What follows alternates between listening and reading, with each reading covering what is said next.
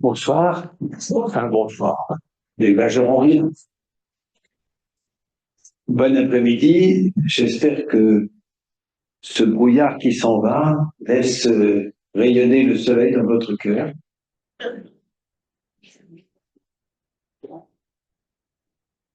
Alors, je réponds au petit papier. Ce n'est pas le thème du jour, mais pourriez-vous nous dire où en sont les foyers de charité actuellement? Y a-t-il un avenir? Ben, vous n'avez pas entendu? Alors, je vais reprendre doucement. Ce n'est pas le thème du jour. On aura les chats. Donc,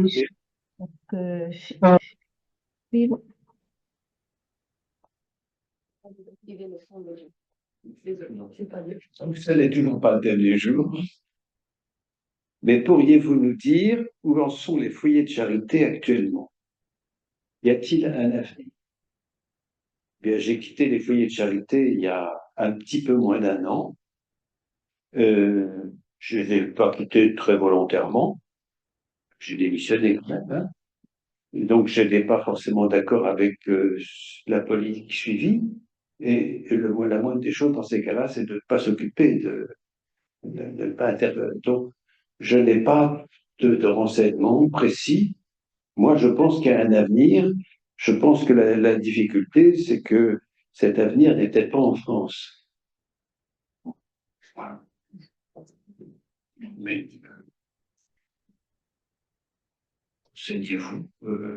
Du reste, si vous avez des renseignements, vous pouvez me les donner quand même. Père, il est troublant de penser à l'amour infiniment miséricordieux de Dieu et de croire que l'enfer puisse exister. Difficile d'aimer sans réserve un Dieu qui juge et condamne certains de ses enfants à la torture éternellement. Pourtant, on a besoin d'aimer Dieu sans arrière-pensée. La personne écrit beaucoup mieux que moi, mais quand même, il y a un petit peu. Alors, la question, c'est une question de cours. Je vais dire que Dieu respecte infiniment notre liberté. Si on ne veut pas, il ne nous imposera rien. Par contre, ce qu'on peut dire, c'est que infiniment, il tend la main. Vous connaissez l'histoire de cette femme dont le mari s'était suicidé d'un pont, oui. Et que le curé d'Ars avait dit, mais entre le pont et l'eau, il y a du temps. Donc, le Seigneur donne infiniment, tend infiniment la main, mais si on refuse, on refuse. Nous sommes libres. Alors, vous savez, c'est euh, la fille qui aimerait beaucoup aller à la surprise party, mais qui me fait un peu désirer et qui refuse la première personne de la voiture qui s'arrête la première fois pour aller la chercher, qui refuse la deuxième fois, qui refuse la troisième fois, et qui, plus personne vient la chercher, qui dit personne ne m'aime. Voilà, que... Y a-t-il un lien? Quel lien faites-vous entre la miséricorde et le cœur de Jésus? La miséricorde, c'est étymologiquement un cœur qui est ouvert à la misère. On ne peut pas dire que le cœur de Jésus ne soit pas ouvert à la misère. Donc le lien, je le fais par le mot même de miséricorde. C'est la définition même du cœur de Jésus d'être ouvert à notre misère et à celle des autres. Je ne sais pas si je réponds trop brutalement à la question, mais on va finir donc Marie et Jean-Eudes, parce que on ne peut pas parler de Jean-Eudes, on ne peut pas parler de Marie-Euphrase-Pelletier sans parler de Marie. Ça n'est pas possible. On ne peut pas contempler le mystère de Dieu pour nous sans avoir quelque chose de la miséricorde de Marie pour nous. Alors, je vais dire des choses que vous connaissez par cœur, mais ça n'a pas d'importance. Ça fait du bien de les dire. On va peut-être prendre simplement le Magnificat pour commencer. Et puis après, bon, On développera un peu. Marie dit alors, mon âme exalte le Seigneur, exulte mon esprit en Dieu mon Sauveur. Il s'est penché sur son humble servante. Désormais, tous les âges me diront bienheureuse. Le puissant fit pour moi des merveilles, saint est son nom. Sa miséricorde s'étend d'âge en âge sur ceux qui le craignent. Déployant la force de son bras, il disperse les superbes, il renverse les puissants de leur trône, il élève les humbles. Il comble de bien les affamés, renvoie les riches les mains vides, il relève Israël son serviteur, il se souvient de son amour, de la promesse faite à nos pères en faveur d'Abraham et de sa descendance à jamais. Je relis ce texte parce que, par exemple, vous avez tous entendu, non peut-être pas tous, parce que tout le monde ne connaît pas l'histoire de France par cœur, mais que Charles Maurras trouvait que c'était absolument révolutionnaire et que, heureusement, les chrétiens n'y croyaient plus. Et puis, pour reprendre une autre prière que nous connaissons bien, celle de Jean-Jacques Ollier, qui a dû inspirer beaucoup Saint Jean-Eudes. Ô Jésus, vivant en Marie, viens vivre en nous-mêmes dans la sainteté de ton esprit, dans la perfection de tes voies, dans la vérité de tes vertus, dans la communion de tes mystères. Maîtrise en nous toute puissance ennemie en ton Esprit Saint, à la gloire du Père. Jésus s'est formé en Marie. Et avec Saint Jean-Eudes, on ne peut pas ne pas méditer ce mystère. Et vous savez, Saint Jean-Eudes veut absolument que nous formions Jésus en nous-mêmes, plutôt que Jésus se forme en nous-mêmes, parce que nous n'avons pas la force de le faire par nos forces. Et évidemment, Jésus a commencé par se former dans le sein de Marie. Donc, Galates 4, 19, dit-il, ne peut se comprendre qu'à la lumière de ce qui est arrivé à Marie. Et pour comprendre ça, il faut d'abord contempler le mystère de l'amour de Dieu. On l'a fait un peu ce matin. Hein. Pour Saint Jean-Eudes, le mystère des mystères, c'est que Dieu est amour. Évidemment, on ne saura jamais dire l'amour de Dieu, ni vous ni moi, parce qu'il est au-delà de tout ce qui peut être dit.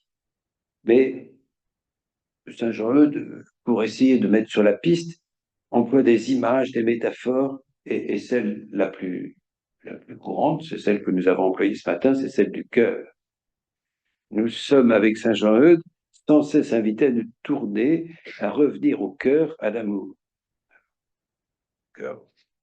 Je ne vais pas développer sur le cœur, mais quand même, oh, quelle louange, quelles actions de grâce devons-nous rendre au cœur adorable de la très sainte Trinité, le premier roi de tous les cœurs.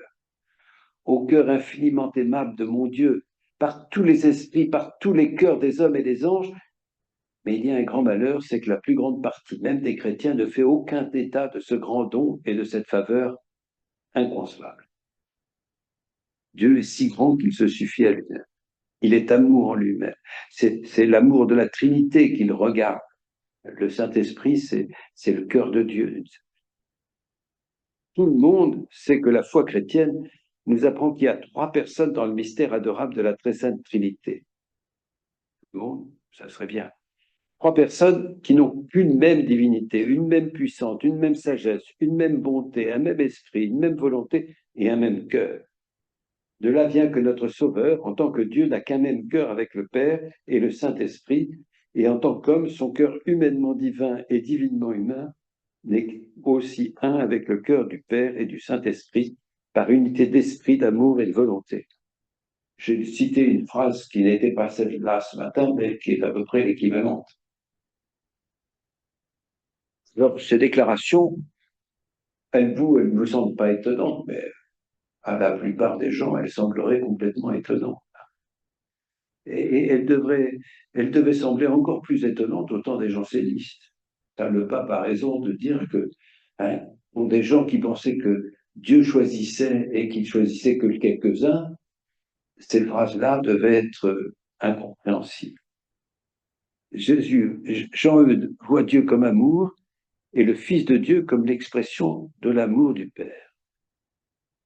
Car l'amour infini qui embrase le cœur adorable du Père des bontés est si ardent, et la bonté incompréhensible dont il est tout rempli et possédé est si abondante, qu'il se trouve heureusement nécessité de communiquer son être, sa vie et ses perfections à son Fils, et de faire une pleine et entière effusion de toutes ses grandeurs, de tous les trésors, dans le sein de son Fils bien-aimé.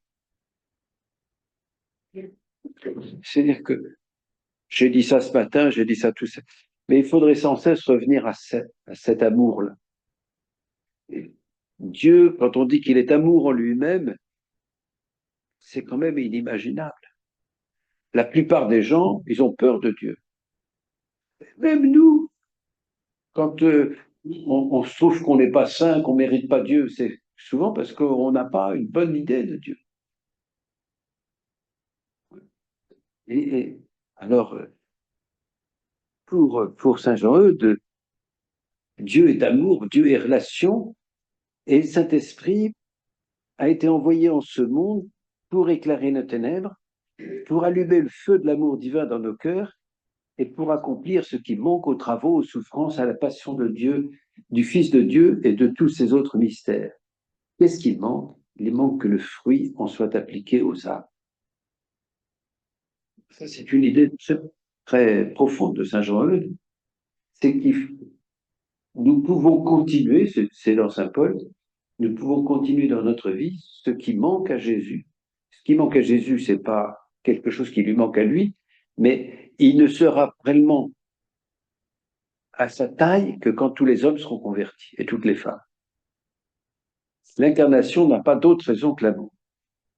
La charité du Saint-Esprit est à Marie, car c'est en elle seule, d'elle seule, avec elle seule et par elle seule qu'il produit le plus religieux miracle de son amour et l'amour des amours qui est Jésus. Marie est associée au mystère de l'amour, au mystère du Saint-Esprit. Alors, si je résume, je m'excuse parce que tout ça, vous le connaissez absolument par cœur, mais n'empêche qu'il faut se le redire, c'est le cœur de notre contemplation. Pour Saint Jean-Eudes, dire que Dieu est amour ne suffit que si l'on n'ajoute pas, ne se suffit pas, parce qu'il faut ajouter qu'il a voulu la création par amour, il a voulu les hommes par amour, et que l'incarnation de Jésus est faite par amour, c'est-à-dire pour partager l'intimité de chaque homme et de chaque femme. Il s'incarne pour que nous puissions rentrer dans son intimité. Et l'homme et la femme se caractérisent d'abord par l'amour de Dieu qui les porte. Toute, si j'emploie un grand mot, toute l'anthropologie de Jean-Eudes se résume en disant que chaque homme, chaque femme est voulu par amour, comme un partenaire de l'amour de Dieu. Marie. Vous savez tous que Jean-Eudes est un amoureux de Marie. Toute sa vie lui est comme dédiée. Il naît alors que ses parents n'arrivaient pas à avoir d'enfants après un pèlerinage de ceux-ci à Notre-Dame de la Recouvrance. Et il y voit un signe, très probablement que sa mère a dû dire bah, si j'ai un enfant, je te le donnerai, Marie, j'imagine.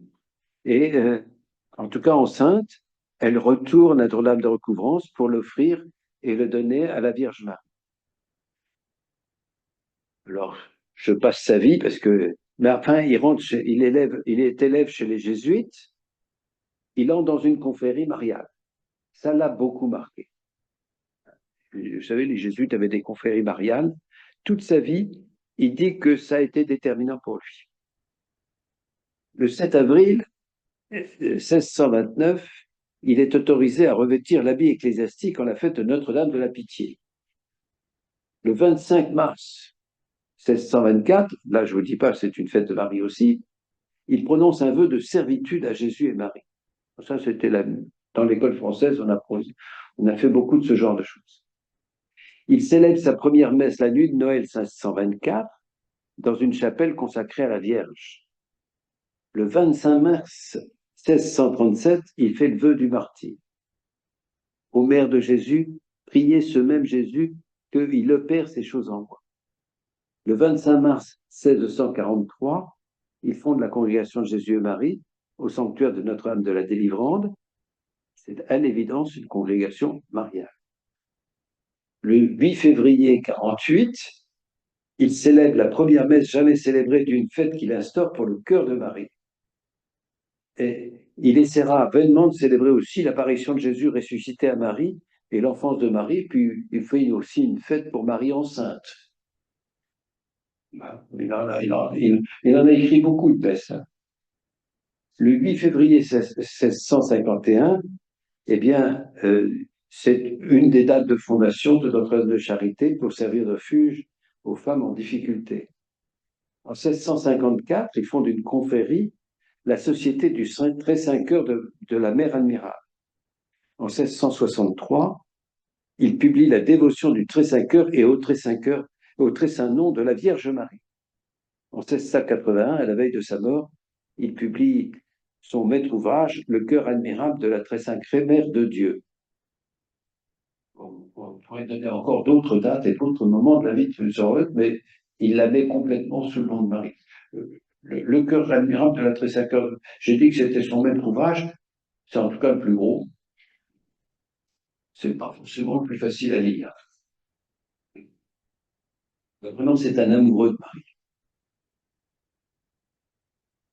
J'ai dit tout ça que vous connaissez parfaitement, pas aux dates près, mais peu importe, pour vous dire un texte qui a l'air de trancher sur ce texte. Et je pense qu'elle est très importante. Cet amoureux de Marie, personne ne peut soupçonner qu'il n'est pas amoureux de Marie. Voilà ce qu'il écrit. C'est dans les œuvres complètes au livre 6, page 189. Ne savez-vous pas que Marie n'est rien, n'a rien et ne peut rien que de Jésus et par Jésus et en Jésus. Et que c'est Jésus qui est tout, qui peut tout et qui fait tout en elle. Ne savez-vous pas que c'est Jésus qui a fait le cœur de Marie tel qu'il est et qui a voulu en faire une fontaine de lumière, de consolation et de toutes sortes de grâces pour tous ceux qui auront recours dans leur nécessité. Je veux dire qu'il place Marie comme quelqu'un qui a su recevoir tout de son Fils. Ne savez-vous pas que Marie n'est rien, n'a rien et ne peut rien que de Jésus? Je veux dire qu'il n'y a pas beaucoup de gens qui ont osé dire ça. C'est quand même une des caractéristiques de la dévotion. Il a une dévotion absolument débordante. Il parle de Marie sans arrêt. Mais pour lui, c'est Jésus qui est le sauveur. Et c'est le seul sauveur. Ce que Marie est, elle l'est parce que Jésus lui donne de l'être. Plus exactement, la Trinité et en particulier Jésus. Ne savez-vous pas que Marie n'est rien? Au fond, d'une seule phrase, Jean-Eudes balaie tous les excès de dévotion qui vont de Marie à Jésus, qui s'adresse à elle comme une sorte de médiatrice qui permet d'approcher le Seigneur, ou pire, qui font d'elle le but ultime de la prière. Elle n'est pas médiatrice, elle est co-médiatrice parce que le Christ l'associe à elle, à lui. Alors, je vais dire ça d'une autre manière. Ce qui est très frappant, par exemple, quand vous regardez un certain nombre des grands amoureux de Marie, c'est qu'ils vont de Marie à Jésus. Eh bien, la première raison pour laquelle Jean-Eudes aime Marie, c'est parce que Jésus l'aime. Et donc, il va de Jésus à Marie. J'ai été clair? Beaucoup de gens, oui, Marie Grignon de Montfort, il va de Marie à Jésus. Jean-Eudes ne dédaigne pas le faire, il le fait de temps en temps, mais il va d'abord aimer Marie parce que Jésus l'aime. Vous voyez la différence? Alors, Jésus l'aime et elle aime. Elle est sans péché et elle aime Jésus. Et c'est de cet amour réciproque que va naître l'image du cœur. Et, au fond, là, il y a trois cœurs, c'est clair. Vous connaissez ça par cœur, mais enfin, quand même. Il y a le cœur corporel, Il est pris comme un signe. La dévotion de Jean-Eudes passe du visible à l'invisible.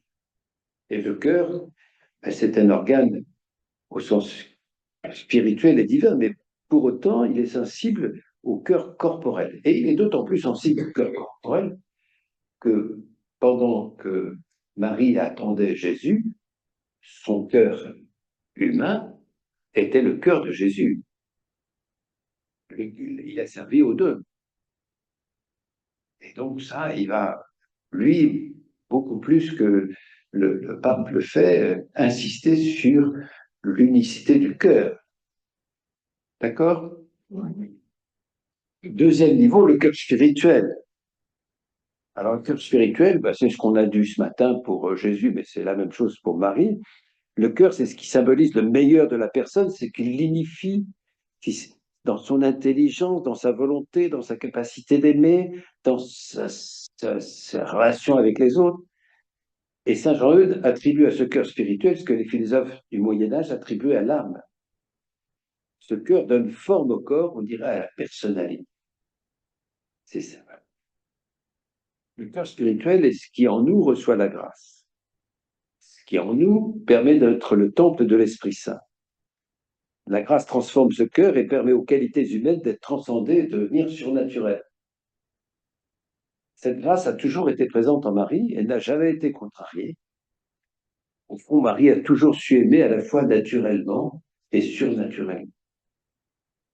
C'est donc cet amour incomparable et cette charité ineffable que nous regardons et révérons spécialement en notre très honorée dame et notre très chère mère. C'est ce que nous entendons principalement par son très saint cœur.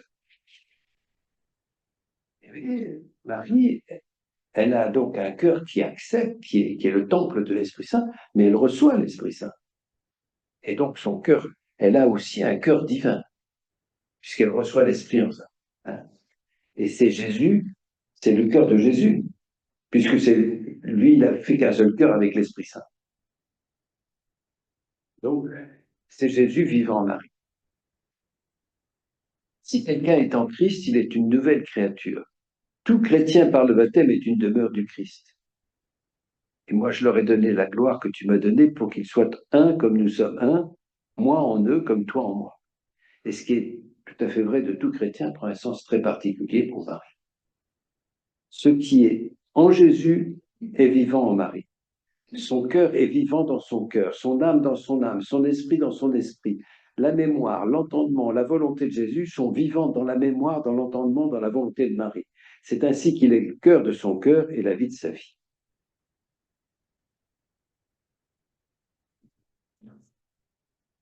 Parler du cœur de Marie, le cœur divin de Marie, c'est parler de l'accueil total, sans restriction de l'amour de Dieu en elle. L'amitié permet de recevoir, au-delà de ce qui est ordinaire, de recevoir de l'autre. L'amour sans ombre de Marie pour Jésus fait qu'elle reçoit tout de lui. Elle est comme une épiphanie, une manifestation de sa amour. Elle l'a toujours été. Le Verbe incréé et incarné, et l'enfant est le fruit du cœur de Marie avant d'être le fruit de son ventre. Ce Verbe adorable veut que sa sainte mère le produise par une génération spirituelle avant que de le produire par une génération corporelle.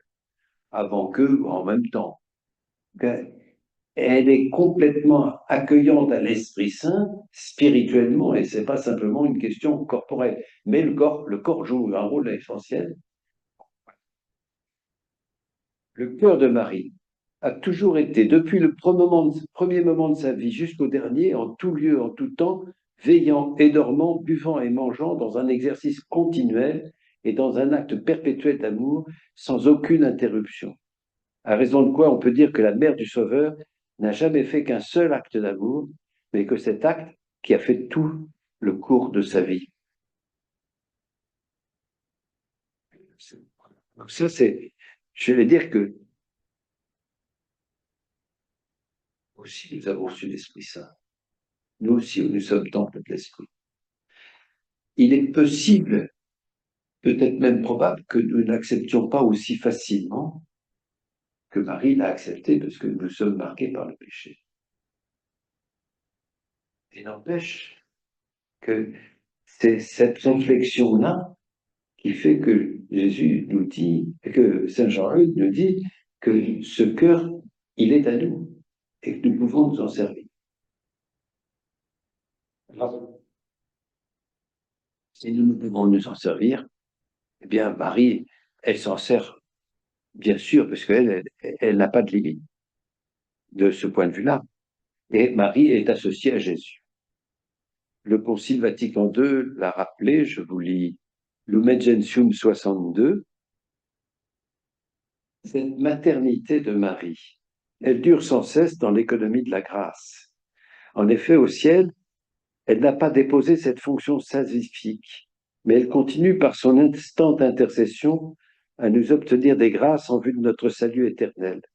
Dans sa charité maternelle, elle s'occupe jusqu'à ce qu'il soit parvenu à la félicité de la patrie, des frères de son Fils, qui sont encore des pèlerins et qui sont en butte au danger et aux misères. Ainsi, la bienheureuse Vierge est-elle invoquée dans l'Église sous le titre d'avocate, d'auxiliatrice, d'aide et même de médiatrice. Tout cela doit pourtant s'entendre de manière qu'on n'enlève ni ajoute rien à la dignité et l'action du Christ, seul médiateur. Souvenez-vous, la Vierge Marie n'est rien. Voilà.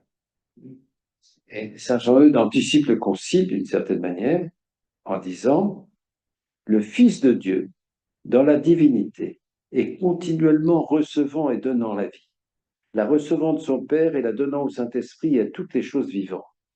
Le cœur de la très précieuse Vierge, dans le temps et dans son éternité même, est perpétuellement recevant et donnant la vie, la recevant de Dieu et la donnant à tous les vrais enfants de Dieu. »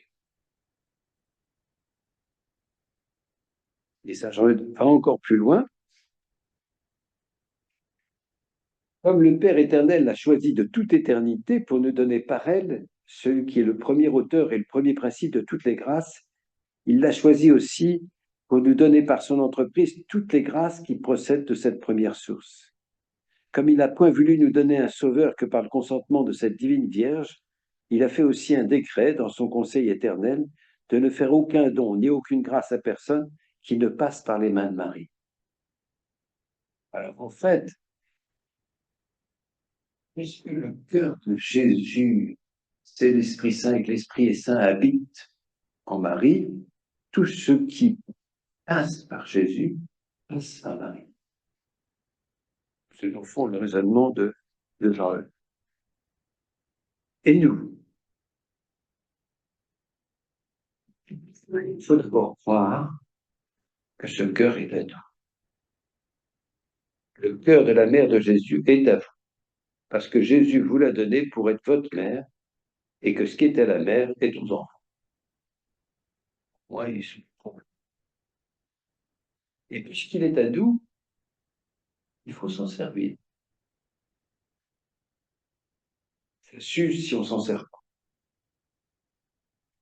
Il faut d'abord s'en servir pour savoir vivre de Jésus et de tourner vers le Père. Combien de fois nous nous disons qu'on ne sait pas prier? Prions avec le cœur de Marie.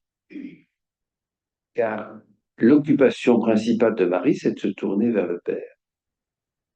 Ô Jésus, Fils unique de Dieu, Fils unique de Marie, je vous contemple et adore comme vivant et régnant en votre très sainte mère et comme celui qui est tout et qui fait tout en elle. Ô Vierge sainte, remplissez nos cœurs de ce divin esprit dont le vôtre est tout comblé. Faites que nous recevions de votre plénitude, que notre propre esprit soit anéanti en nous et que l'esprit de votre Fils y soit établi parfaitement. Que nous ne vivions plus, que nous ne parlions plus, que nous n'agissions plus que par le mouvement et la conduite de Jésus. Puisque c'est ce qu'elle a fait, que nous avons le même esprit. Alors quel rôle? Parce que pour que ça soit, il faut accepter que Jésus se forme en nous. Vous voyez. Eh bien, pour Jean-Eudes, il me semble que le culte de Marie doit avoir 4 facettes. D'abord, on doit dire merci pour Marie, pour son amour. Nous sommes aimés par une mère qui veille sur nous. Dire merci. C'est cet amour et cette charité qui a sanctifié toutes les pensées, paroles, actions et souffrances de la très sainte Vierge Marie. Il faut vous dire merci pour ça. Dire merci. 2, demander une purification de notre cœur. Au reste de mon cœur, je vous offre mon misérable cœur que je vous conjure par toutes les bontés du vôtre d'employer toute la puissance que Dieu vous a donnée pour y écraser à quelque prix que ce soit et y anéantir totalement tout ce qui déplaît à votre Fils.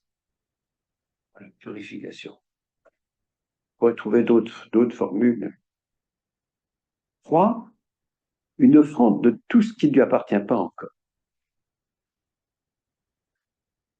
Offrir tout à Marie, sur tout ce qui de lui. Dans toutes vos affaires, dans toutes vos nécessités, perplexités, afflictions, ayez recours à ce cœur très béni, le regardant comme votre refuge et votre asile, une forteresse et une sauvegarde que Dieu donne pour vous mettre à couvert au milieu de toutes les misères que nous sommes environnés. Et voilà, et essayez de tout lui offrir et de se réfugier en elle. Ce culte devrait nous permettre d'accepter ce que la Vierge a accepté, le projet du Père, qui a le projet de former Jésus en nous comme il l'a formé dans le sein de la Vierge. Et pour ça, il convient, c'est dernièrement, de l'imiter. L'imitation, vous savez, est un des thèmes favoris de Saint Jean-Eudes. L'imiter. Cette imitation est une vibration en résonance. Je vous relis le texte des harpes parce que je l'aime beaucoup. Notre admirable David, il s'agit de Jésus, a plusieurs autres harpes que son Père éternel lui a données pour satisfaire au désir infini qu'il a de le louer infiniment. Toujours. Le premier désir de Jésus, c'est de louer son Père. Sa première et souveraine harpe, c'est son propre cœur. Sa seconde harpe est le cœur de sa très digne mère. Ces deux cœurs, néanmoins, et ces deux harpes sont unies si étroitement ensemble qu'elles ne sont en quelque façon qu'une seule harpe qui n'a qu'un même son et un même chant et qui chante les mêmes cantiques. Quand la première chante un cantique d'amour, la seconde chante un cantique d'amour. Quand la première chante un cantique de louange, la seconde chante un cantique de louange. Si le cœur de Jésus aime Dieu son Père, le cœur de Marie l'aime avec lui. Jésus et Marie étant deux harpes mystiques, ce que l'une sonnait, l'autre le sonne aussi, quoique personne ne les toucha. Jésus étant en douleur, Marie est en douleur. Jésus étant crucifié, Marie est crucifiée. Le Père éternel a donné encore à son Fils un nombre innombrable d'autres saintes harpes. Et Saint Jean nous dit, voilà, essayez de vous régler pour vous mettre en résonance avec lui. Le problème, c'est de prendre le là.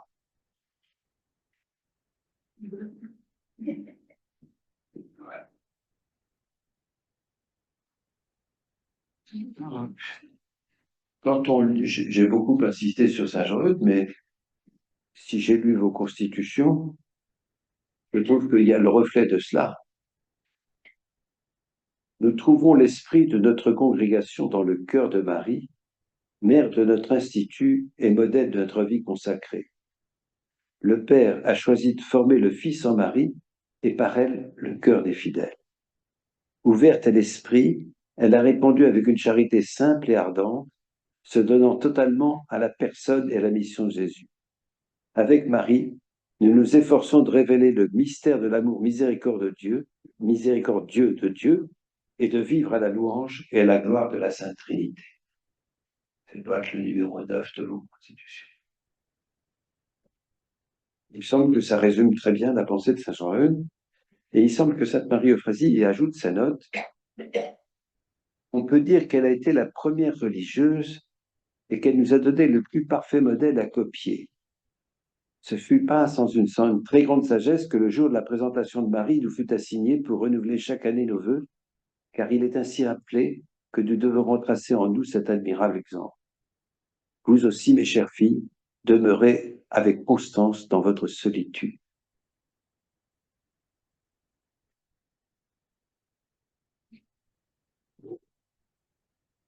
Son mari, on peut en parler beaucoup. Ce qui est très important, me semble-t-il, pour Saint Jean-Eudes, c'est au fond cet amour qu'il a pour cette femme qui a été associée par Dieu au projet de sauver l'humanité et qui l'a accepté. Vous savez, il y a un certain temps, quand s'est mis à traduire le Notre Père, on s'est dit on va traduire le Je vous salue Marie. Et il y a un certain nombre de gens qui ont traduit le Je vous salue Marie, et puis ils ont dit quand même le fruit de tes entrailles, c'est pas très bon, on va mettre ton enfant. Et à ce moment-là, je me souviens, j'avais été chercher pourquoi on disait le fruit des entrailles. Eh bien, parce que il y avait des gens qui disaient que Marie avait été juste un canal, qu'elle avait été utilisée, mais que Jésus n'avait rien à voir avec elle finalement. Elle avait été juste, vous savez, c'était toute la manière dont on pensait la génération avant qu'on fasse des études scientifiques. Eh bien, la génération, c'était l'homme qui déposait sa sémence, et puis la femme était un terreau plus ou moins fertile, et voilà. Et donc, quand on marque le fruit dans la Bible, c'est pour indiquer que ça vient d'elle. Elle n'est pas simplement un canal. Elle est associée. C'est vraiment le fils de Marie. Et Saint Jean-Eudes, au fond, il n'a pas fait, c'est ce que je viens de vous dire, mais il considère que le don de Dieu est passé par Marie et qu'on ne peut pas recevoir ce don de Dieu sans se tourner vers Marie. Cela dit, c'est un don de Dieu aussi à Marie, et donc sans Dieu, sans Jésus, Marie n'est rien. Mais n'empêche que tout est passé par elle et par son activité. Elle n'est pas passive. Voilà. Je ne sais pas si ce que je dis est plus clair, mais c'est très important de ne pas, de bien la mettre à sa place. Évidemment, je vous donne quelques questions, si jamais.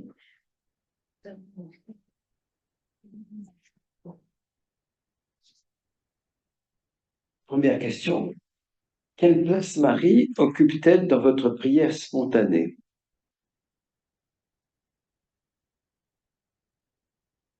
Quelle place Marie occupe-t-elle dans votre prière spontanée?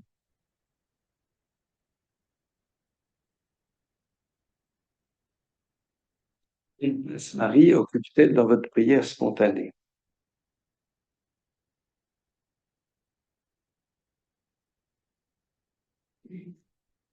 Deux. Je vais dire du latin, je suis désolé, je traduirai. Certains disent des Maria nunquam satis. D'autres pensent plus ou moins secrètement que l'on en fait trop. Qu'en pensez-vous? Pourquoi? Alors, des Maria nunquam satis, de Marie, on n'en parle jamais suffisamment. C'est ça que ça veut dire. Il y a beaucoup de gens qui disent on ne parle jamais suffisamment de Marie. Puis d'autres disent attendez, oui, du calme. Certains disent de Marie, on ne parle jamais suffisamment. D'autres pensent plus ou moins secrètement qu'on en fait trop. Qu'en pensez-vous? Pourquoi?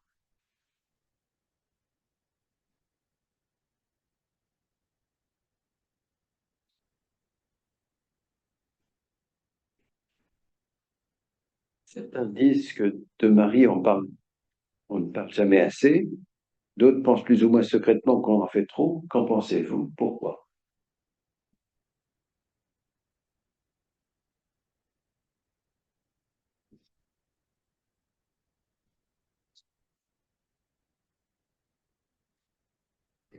Moi, nous, aujourd'hui, parler de Marie à des jeunes filles.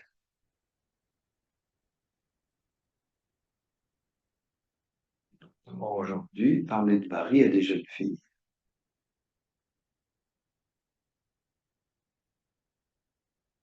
Aujourd'hui, parler de Marie à des jeunes filles.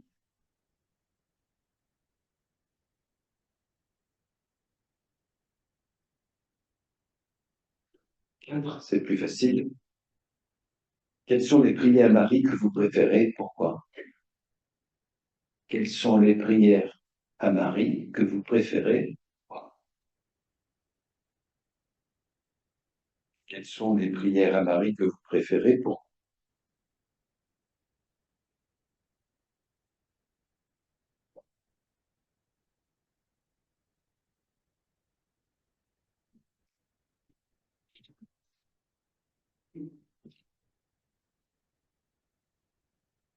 Quelles sont les prières à Marie que vous préférez? Pourquoi? 5? La fin du jour du Marie, c'est peut-être, notez que la fin de la question, la fin du jour du Marie, mon Dieu, dit priez pour nous à l'heure de notre mort. Comment expliquez-vous cette phrase du Je vous salue Marie à des catéchumènes?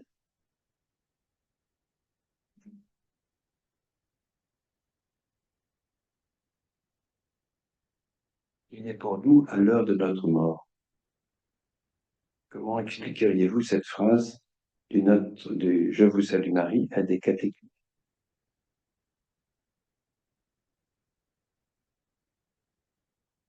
Je ne vais pas vous donner l'explication, mais je vais vous donner quand même une chose. Vous savez que quand vous rentrez à Saint-Pierre de Rome, sur la droite, il y a la Pietà de Michel-Ange. Je ne sais pas si vous avez remarqué, mais Jésus, il a bien ses 35 ans. Et Marie, elle a l'air d'avoir 17 ans. Et je me suis dit, mais souvent, pourquoi? Et parce que c'est une nouvelle naissance. C'est la naissance au ciel. Et c'est la maternité, c'est la jeunesse de la nouvelle maternité. C'est mon explication. Mais voilà. Pardon? Ça peut être vrai. Ça peut être. Ah ben, c'est pas forcément faux ce que je dis. On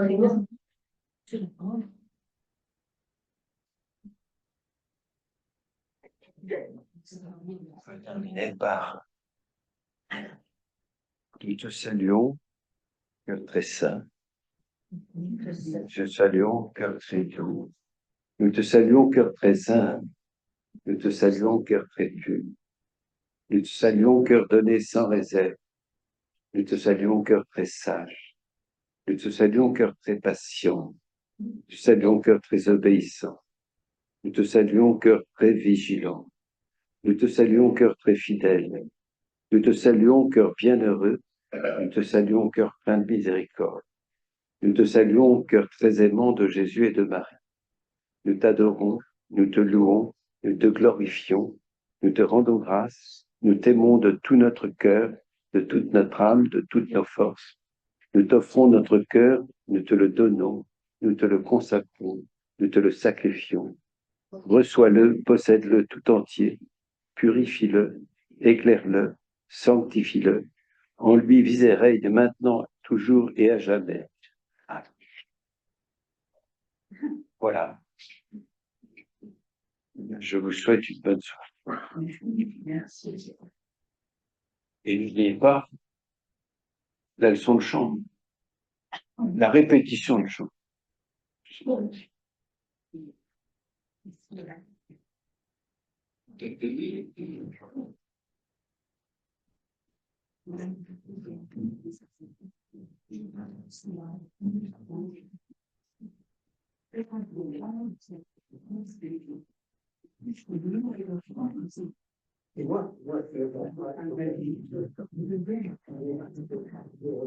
Remercions Monsieur Dubos, Monseigneur Dubos, pour tout ce que vous nous a donné durant 7 ans. Nous aimions de plus en plus à Saint-Jean-Neuve parce que les sœurs de Notre-Dame de Charité nous l'ont porté. Maintenant, nous les découvrons de plus en plus.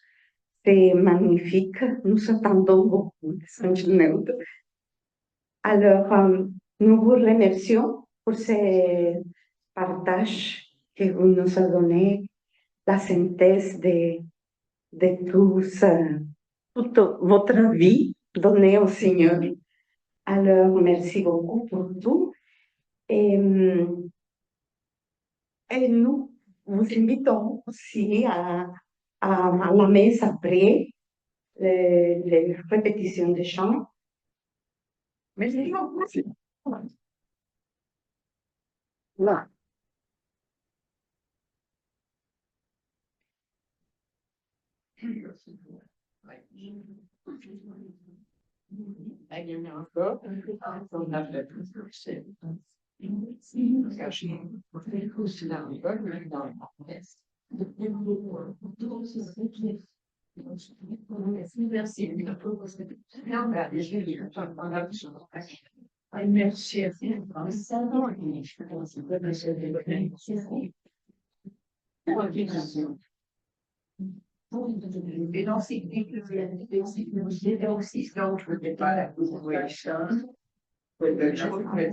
La messe à 18h et la répétition à 20h15. Merci. Nous portons nos affaires. Nous portons nos affaires.